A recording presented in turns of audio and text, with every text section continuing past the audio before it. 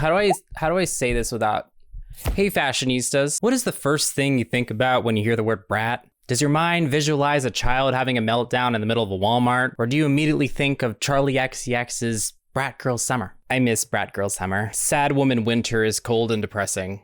I personally think about the Bratz doll franchise anytime I hear the word brat, specifically the direct-to-video 3D animated movies with cutting-edge animation. Some of the Bratz movies that I remember are Bratz Genie Magic, Bratz Diamonds, and who could ever forget about Bratz Rock Angels? My sister and I got drunk one year on Christmas and watched Bratz Rock Angels. Like, where's the rest of the group? What the fuck are they doing? Why is she so tiny? Why are the stairs so There really is only one pretty princess. Shut up. Shut up, Chloe. Those were some good times. But did you know that in 2007, MGA and Lionsgate released a Bratz live action movie? They did. The movie is highly criticized online for being terrible, and I was really prepared to tear it to shreds. But really though, why was the movie so poorly received? Find out on today's episode of Why Is Our Produce Giving Us Listeria?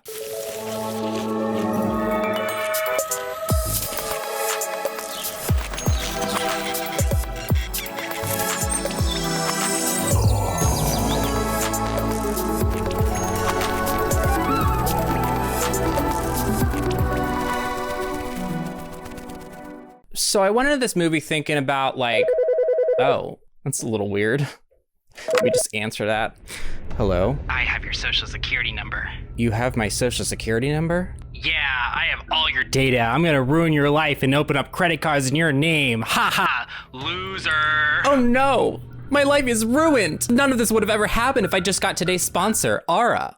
Aura protects your identity by monitoring your personal data, like your social security number, across billions of data points like the dark web and public court records. And Aura's financial fraud protection alerts you within minutes if someone tries to open up credit cards or loans in your name, stopping bad guys like that guy over there. Oh no, I can't see your data. Why can't I see your data? Bad guys also can find your personal information from data brokers and people search sites. That's why Aura's data broker opt-out feature is essential for anyone who has information about them on the internet. And that anyone is probably you. It's kind of scary if you think about it. Go to aura.com/sassygrilledcheese and get 14 days free to see how Aura can protect you. What's happening? I can't see your data. So anyways, I went into this movie thinking, okay, this is gonna be so easy because everyone hated this movie, so it's gonna be really easy to make fun of, which it is, but honestly, I don't know what everyone's issue is because this movie was fantastic. This movie features the original Bratz ensemble. We have Chloe, Sasha, Jade, and Yasmin. Each character has a specific hobby-related identity tied to them in this movie, so we're gonna see a lot of that. For example, Chloe likes sports, Jade likes fashion, Sasha is a cheerleader, and Yasmin is insufferable, and I can't even begin to describe how fucking annoying she is in this movie, but we're gonna talk about that more later. The first thing that I noticed is that Sasha and Jade have the craziest closet setups I've ever seen for a teenager, and I'm really jealous about it. Sasha has a full-on finished walk-in closet, and that doesn't even come close to the literal secret passageway in Jade's closet. Could you imagine getting stuck in there and the power goes out? All alone with Nelly Furtado. I wonder what Nelly Furtado is doing today. The girls are all starting their first year of high school together. I'm gonna warn you all right now that I do not have the bandwidth to keep these videos consistently interesting while also pointing out every single semi-recognizable person that shows up in the film. I know Janelle Parrish was in Pretty Little Liars, okay? Give me a break. God. Even though all these girls are technically the main characters because it's an ensemble cast, Yasmin is the one who probably gets the most screen time. Well, not probably, she does get the most screen time. Yasmin is supposed to be the Latina of the group. I don't think the original doll was specifically Latina. Let me know in the comments if she was. But she's portrayed by Natalie Ramos. You can tell they really wanted to stay true to the original character design. I know Natalie's actual dad is from Spain. Like, okay, cool. My dad's side is from Cuba, right? But I would not play Yasmin because I don't look like Yasmin because I'm white. But I guess I would settle for Chloe because we're basically twins. She definitely lives in a household that embraces their family's heritage, which is always nice. She's running around speaking Spanglish all the time. Looking good, chica. I still feel really bad that I don't know Spanish. Manny, her younger brother, always has Wolverine-looking hair and always looks like someone who would have probably called me a slur in the 6th grade. Sasha doesn't seem to have much lore going on, except that her parents got divorced and that they don't like each other. which doesn't get explored at all besides her occasionally complaining about it. What would I do without you? Can we please bring back refrigerators that match the cabinets? I just think they look so nice. Where's Chloe? I found it hilarious that they huddle up to strategize or something for the first day of school. Because could you imagine what that would look like to everybody else walking around? Oh, brother. Jade's whole thing is that she's obsessed with fashion, but her parents have no idea. They want her to wear conservative looking clothes and learn math and stuff. She always secretly changes her clothes when her parents aren't looking. I'm kind of confused about this detail though, because what about Jade's secret sewing room? Because they have to know about that, right? Being that they probably paid contractors like $50,000 to build it. Jade does this thing where she's changing in the middle of the walkway with the girls all huddled up, and which clearly everybody could see what she's doing. The hair shaking went on for way longer than it needed to. People are gonna think that you have lice. Also, Jade, I don't think you have enough hair clips. I think you need like 10 more. This outfit is super cute though. I like that belt buckle she's got going on. As we explore the rest of this movie, I need to point out that this universe completely revolves around this ensemble of girls. This movie screams main character syndrome more than any other movie that I've watched recently. We get introduced to the mean girls of this movie, who are played by some familiar Disney and Nickelodeon faces. Meredith is the main mean girl, and her dad is the principal. She's obsessed with telling everyone what to do all the time. Her dad lets her make administrator level decisions for some reason, who, by the way, always seems incredibly confused. Well, I'm busy now, Daddy. Bye. I'll see you at home, then. Candy cane? We, as the audience, are supposed to believe that this school is being ran like a prison, because I guess they have cameras everywhere and they're semi-structured. A, separate the inmates into groups. Do they know what prison is like? According to Meredith, all freshmen have to be assigned to a clique, and they cannot, under any circumstances, step outside of that clique. Kind of like High School Musical, but executed bad. I really believe very strongly in renewable energy. Ecomaniac. Now, if you sit at this table, you'll find some people who totally rock the paper versus plastic debate. And some of the clips are very oddly specific, like the dino students, and the mimes felt particularly strange to me. How would you find that many mimes to enroll in a high school? But these girls are a threat to the Meredith complex because they are all friends and they like different things. And they walk right past the check-in table. Didn't even look. What a bunch of brats. They made history. No one's ever done this before because everyone's staring at them because they look so different than everyone else. Meredith is actually about to shit her pants right here in this scene. She's about to just squat and take a shit right on the ground. This was about to happen. The next section of this movie shows us what kind of clubs the girls are going to join. Jade joins the science club. Excuse me, miss. Are you in the right room? Are you in the right womb? It's supposed to be ironic because she's not ugly.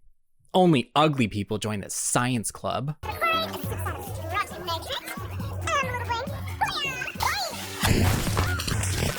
Jade also takes off this guy's glasses so he's better looking. I'm sure he'll be fine without those, right? He only needs them to see. Imagine if they made him 100 pounds heavier and conventionally unattractive.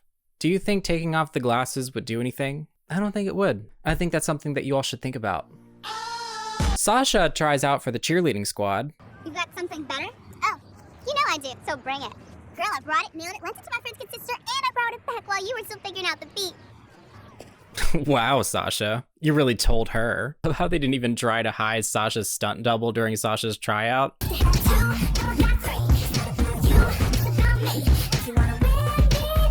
That is an entire white woman. Chloe annihilated soccer tryouts. This guy, Cameron, has googly eyes for Chloe, but he's also might be dating Meredith at this point. I'm not really too sure. He always acts like he can't stand her too, so it's kind of confusing. Yasmin, on the other hand, really wants to be in chorus, but she's shy, even though she allegedly sings really well. Oh, I can't wait to hear her sing later. The way this movie introduces the next character is the funniest thing that I've seen in a while.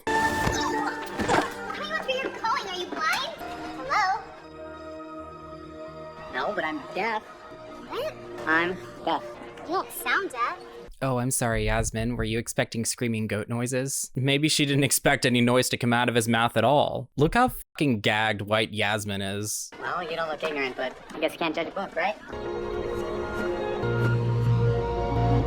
Wow, I've never met a deaf person before. Dylan is another character who looks nothing like the original doll, but maybe that cancels out because now we have deaf representation that we didn't have before. At lunchtime, all the girls get halted by Meredith, who tries to tell them where to sit, but they all decide to sit together instead. This is very threatening to Meredith. This doesn't really matter though, because all the girls get called over to sit with the club that they joined, but oh no, Yasmin never joined a club. How pathetic. I love how all the girls are like, oh, what a bummer, after they just like left her by herself. We get a montage of all the girls video chatting and attempting to make plans, but it just never works out because they all prioritize their individual clubs over hanging out with each other. Yasmin seems to be the most affected by this because she has no friends, even though in the montage she mentions that she joins the journalism club, but we never see anything about that. Ugh, I have journalism. How about tomorrow? Yasmin shows up to Sasha's house to go to the mall, but Sasha blows her off to hang out with her cool new cheerleading friends. Dang it, doesn't that suck? I can't really blame her though, considering the cheerleading captain is literally 2006 Olympic silver medalist Sasha Cohen. Guess she did acting for a little bit, I didn't know that. So I guess we need to think of that first section of the movie as more like a prologue because the story abruptly jumps 2 years into the future. We already see things are different because the girls act like they don't know each other. Also, it's been 2 years and Yasmin still doesn't have any friends. Am I ignorant for pointing that out? I don't know, Yasmin. My empathy for you only stretches so far when I haven't even seen you attempt to hang out with the journalism club that you said that you joined. You seem very attention-seeking. Her brother Manny is also starting high school this year. Come on, ladies, give the boy a chance. I'm sure he's a lot less annoying, maybe sometimes when he's not awake. So this whole school is having some kind of assembly. Meredith is, of course, still running everything, and she's the school president. So she tells everyone that there's a talent show coming up, which is going to be a big part of the plot, if you could imagine that. The winner, gets a full ride scholarship to any college they want. Uh-oh. Do you think this is going to bring the Bratz back together? They're all looking at each other like, man, why are things so different now? Man, this sucks. If only we could hang out. Yasmin runs into the bathroom. I love this giant sign that says no spitting. There's a lot of signs. Yasmin straight up turns on the sink and pretends to wash her hands. Okay. She tries to start a conversation with Jade and they obviously want to chit chat and reconnect, but then they remember that they live in different worlds now. Oh, good boss. Peach party. Yeah, I just got it. You want to try it? Thanks. Yeah, it's so shiny. Yeah. So shiny.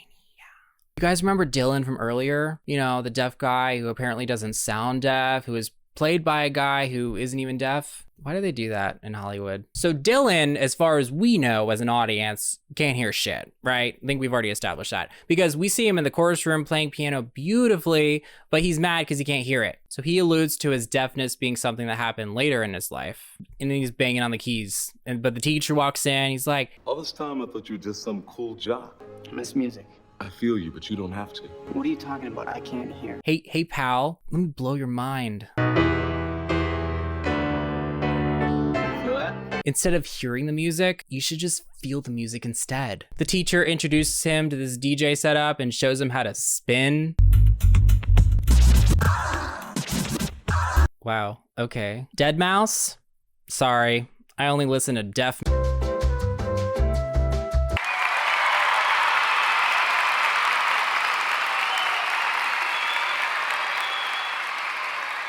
And a 1, 2, 3, 4.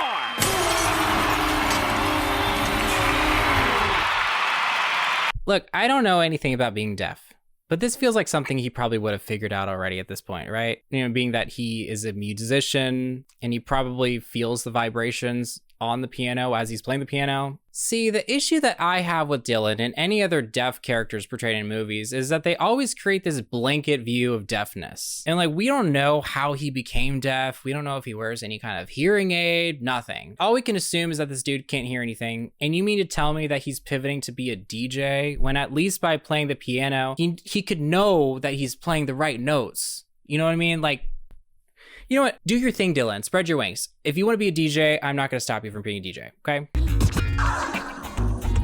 Later that day, Chloe runs into Cameron and they're hitting it off until Meredith notices and tells her dog to fuck with her leg or something. Chloe! You are the biggest slut ever, you... Like this, the line is klutz, but I swear to God. You are the biggest cunt. As we could all probably predict, this turns into a food fight.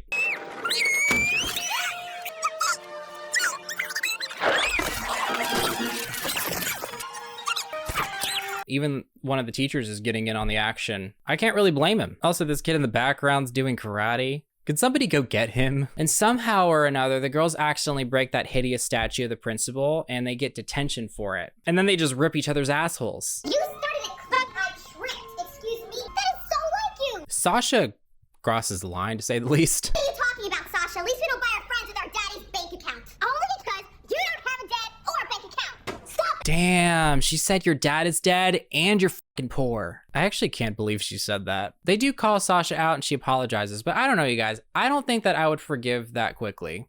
I'd be pretty pissed off. Chloe would have probably hit her if it wasn't for that no hitting sign in the background. So they take this as an opportunity to reconnect to become BFFs again, right?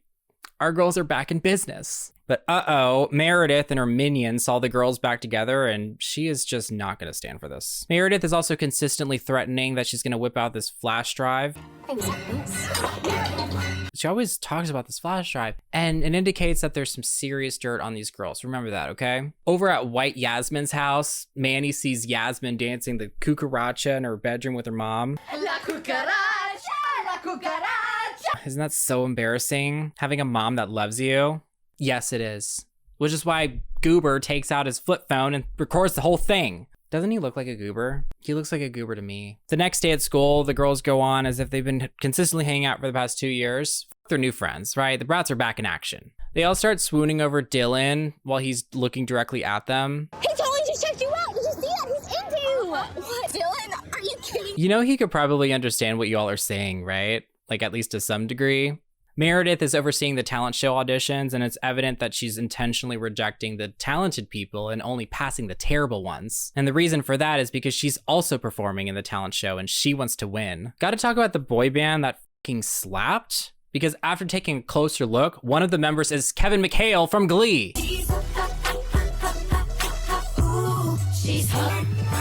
I know a Glee cast member when I see one. Also, I think this movie has a really aggressive MySpace sponsorship. I love MySpace. Each group that the girls used to be a part of starts asking them to hang out, but the girls decide to stick together this time. But the problem with that is that the girls also kind of make it weird. Look at this girl. She's like, damn, Chloe, did I do something to you? Yo, Chloe, come do this.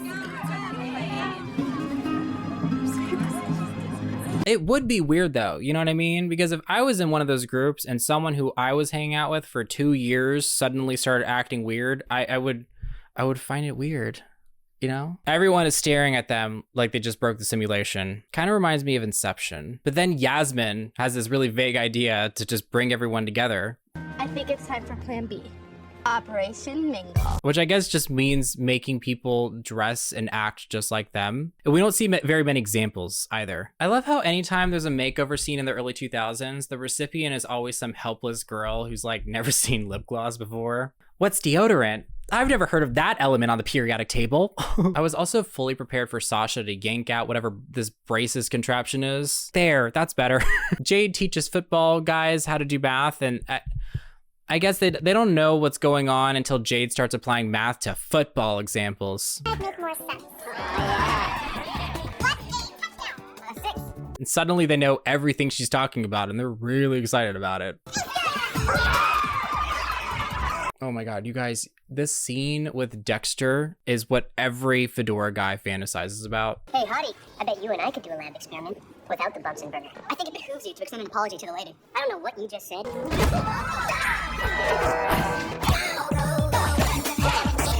Wow.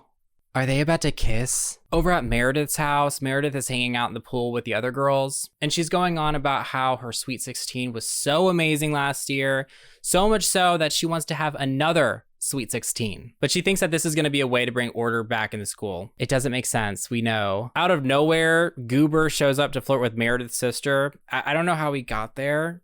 Me like it. Me thinking you're a twerp. I haven't talked about Meredith's sister, but she's very, very sassy. I told you you may not speak to me before noon. Is that so I don't have to smell your morning breath? Or is that the dog? Her sister is not very interested in talking to Goober, but Meredith seizes the opportunity to obtain critical and embarrassing dirt on his sister. Wow. I don't know, Meredith. I just feel like you could find something better and more embarrassing. The school is out of control now with everyone mingling and wearing lip gloss or whatever, so Meredith has no choice but to use the thumb drive. Do you think you could transfer it to this? Not the thumb drive, anything but that. I still don't really get the point that they're trying to make with this flash drive because the dirt that Meredith has on everyone is extremely stupid. You'll see why later. So the girls find out about Meredith's party and realize that they need to go shopping, except Chloe realizes that she can't go to the party to begin with because she's poor and she can't afford to buy a new outfit. Sasha, I have nothing to wear. Help me, I'm poor. I mean, what is she supposed to do? Show up in an outfit that she's already worn? That would be like so embarrassing. But no need to worry because Sasha gives her an extra gift card that she just had lying around for the store that they happen to be at. How convenient. Here, bitch. You can use this to buy you an outfit and a new dad. Being for real though, have any of you ever been around rich kids in the mall who just have disposable income and they're like, oh my God, why aren't you buying anything? Just buy it, it'll be fine. Becky, I have $20 that my grandmother gave me for Christmas 4 months ago and an FYE gift card with 67 cents left on it. During the shopping montage, there's a really out of place sequence where a bunch of children show up out of nowhere and the girls start putting makeup on them. Where are their parents? So we know Meredith wants to use the second Sweet 16 as a way to bring order back into the school, right? But how is she gonna do that? Well, it's actually quite simple. Actually, it's quite stupid because it doesn't make much sense. Meredith makes an announcement about her party with a very organized seating arrangement. Everyone is given a balloon to pop to reveal which group that they're sitting with. And wouldn't you know it, all the girls got different cliques. There she goes again, just ruining everything. It sucks that they can't just hang out together at the party anyways, right? They're gonna go to prison. Stepping outside of your clique is a felony. So for that reason, the girls ultimately decide that they just can't go. I guess Sasha's gift card was wasted for nothing. Dogs don't go to salons. There are moments in this movie that are actually hilarious. The girl who plays Meredith is so funny. I agree. Absolutely not. I'd rather die. Open my eyes, I can see what's in front of me. Open my eyes, I could see what's in front of me. Open my eyes, 'cause today. Wow. Hey, over there, Yasmin, how about you stop singing lies? I don't think you could see shit. Your singing's amazing. Really? Yeah, like beyond amazing. But I understand. I mean, It's okay. You can say it. I can't hear, but I heard you. open my eyes, I can see. You might be thinking, Casey, this doesn't make any sense because 1, white Yasmin has a very average singing voice. And 2, Dylan, you know, he doesn't even speak Chinese. Do I even need to dissect this? I need all the blind people who are tuning into this to touch the screen and let me know if my hair looks good. Let me know in the comments. But don't say shit about my voice though, that's not part of the deal. Later that day, Chloe comes home to her kitchen completely destroyed and her mom is passed out on the couch because I guess she has some kind of baking company or catering company. She does all the baking and she got a baking job last minute for a party with lots and lots of guests. I wonder which party she's baking for. Oh, hell, I have to cook the food. I have to cook the food. No, I have to cook the food. So Chloe tells her mom to go to sleep and that she's gonna wake her up later. She calls the girls over to help bake so mom can get some rest. Mom is freaking out because she wakes up and she assumes that Chloe forgot to wake her up. But actually, all of the baking's done. Wouldn't it be funny if the girls f***ed everything up? Sorry, we tried. Surprise.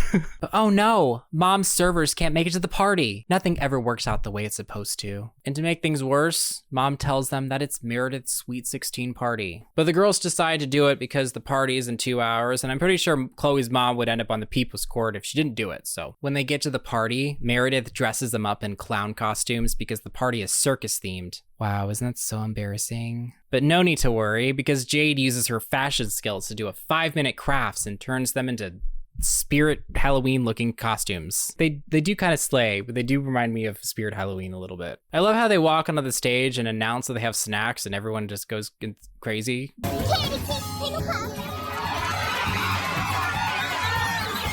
They must have been really hungry. Meredith performs a song about herself. Then she puts white Yasmin on the spot and she's like, Yasmin, come up here and sing for us. Which is already weird, but she's physically dragged onto the stage. You just love to sing.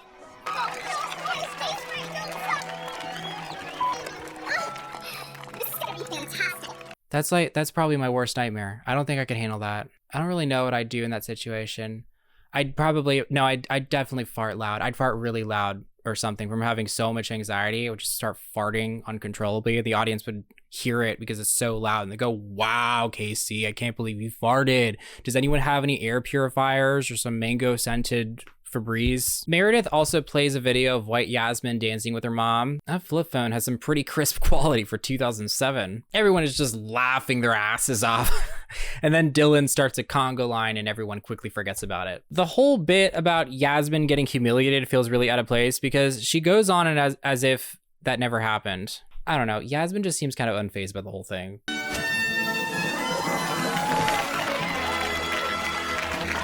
The outcome of Meredith's party just ends up being her plans being ruined because she falls in the pool and she calls them Bratz. You brats! Did you hear that? She called them Bratz. That's the name of the movie. I'm still so confused as to what this party was supposed to accomplish. The movie didn't really do a good job conveying what was going on unless it was through dialogue. But apparently things have gone to shit because all the girls have been given ultimatums from their clubs saying that if they don't start hanging out with the club that they joined, then they're gonna get kicked out. Dexter sounds the most upset about this. You either need to spend more time with us, or we need to cut you from the roster. We had a real chemistry, Jade. I did Taekwondo for you, Jade. Honestly, I think I would risk it all for Dexter if I was Jade. So the girls have determined that the only way to get the entire school body back together is if they win the school talent show. It's probably the dumbest fucking solution I've heard ever. The only way to get everyone back together is to win the talent show. What would that do? What? So the only one who is not down for this talent show idea is white Yasmin. I'm still not doing it. Oh, Yasmin. But she doesn't want to sing because she's shy. You sing, I'll spin. Really? Yeah. The way they end up convincing Yasmin to sing is saying that Chloe needs a scholarship because she can't afford to go to school. Conveniently, Chloe's not there to hear any of that. Also, I never mentioned it before, but they weren't actually called the Bratz until now. Whoa. If it isn't the Bratz, you're a genius. I am? Bratz! Yeah. It's almost like everything happens for a reason if you just believe in yourself. If you're watching this right now, you should just do it. Be you. Okay, everyone, we have a random unnecessary conflict alert. I repeat, a random unnecessary conflict alert. So Mara Wiener is threatening white Yasmin with her evil flash drive that for some reason makes a digital sound every time she puts a cap on it.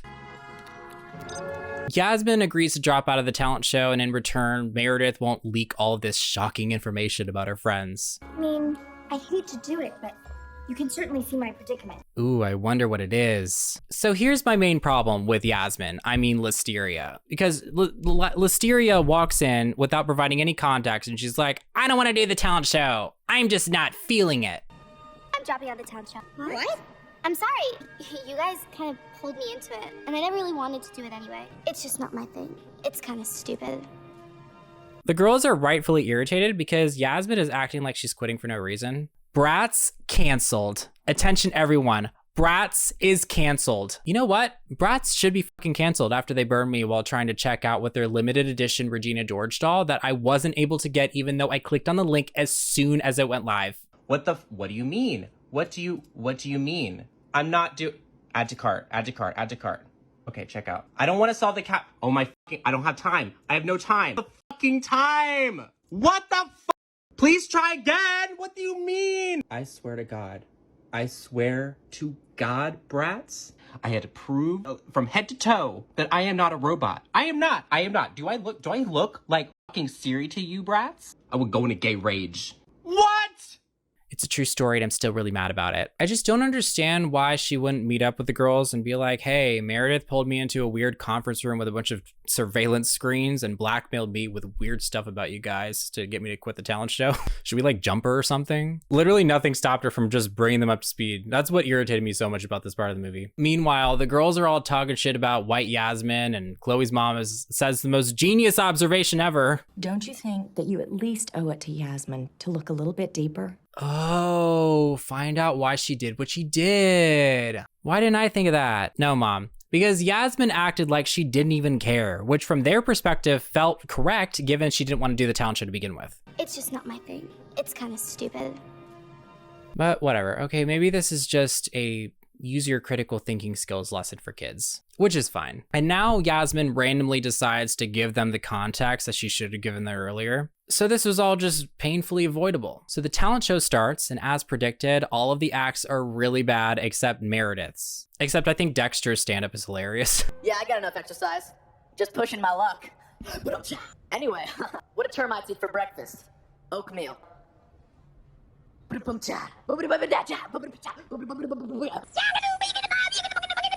Also, the opening beat to Meredith's talent show reminds me of that robot song from SpongeBob.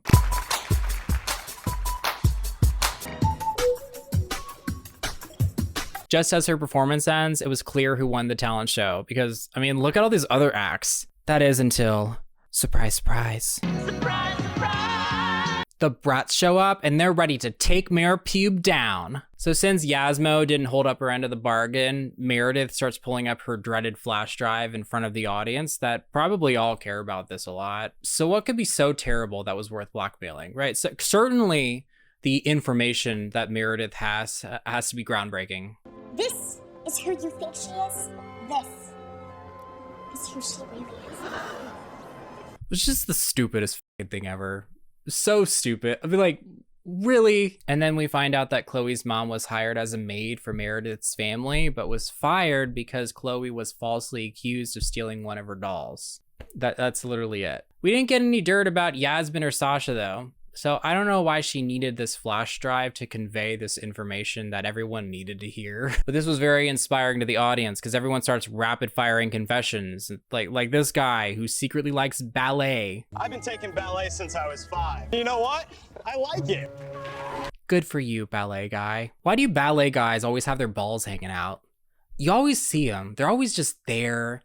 I'm trying to go to bed. It's late. And I just got big ass ballet balls in front of my face anytime I see ballet guys perform. Like, put it away. Why are you being so dramatic? Like, just put away the balls, okay? It's getting exhausting. It's exhausting. Y'all are exhausting. The Bratz perform, and I am impressed at how many people agree to do this, especially since they canceled last minute, but then decided to perform anyways 30 minutes before the performance. Dylan is just spinning his little heart out up there. I don't actually hear anything else besides the physical band playing. So like, what if they just turned it off and didn't tell him? How would he know?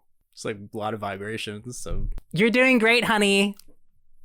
Why didn't they just have him play the piano? He already knew how to play the piano. The first place prize ends up being a tie and Meredith wins the trophy, but it doesn't matter because the Bratz won the scholarship. I don't know why they made it a tie, but okay, whatever. Awesome. Now Chloe can get a bachelor's degree in graphic design and hop around different unrelated jobs that will make her life feel meaningless and empty.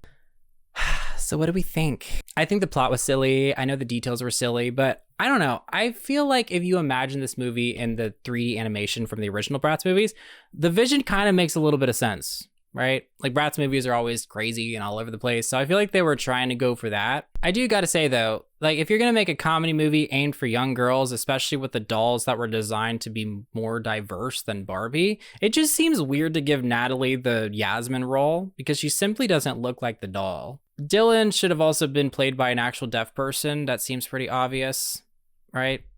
Like it's hard enough for deaf actors to find work, so I think it's pretty shitty to give it to this guy who already looks like a grown-ass man. It's not like he looked the part.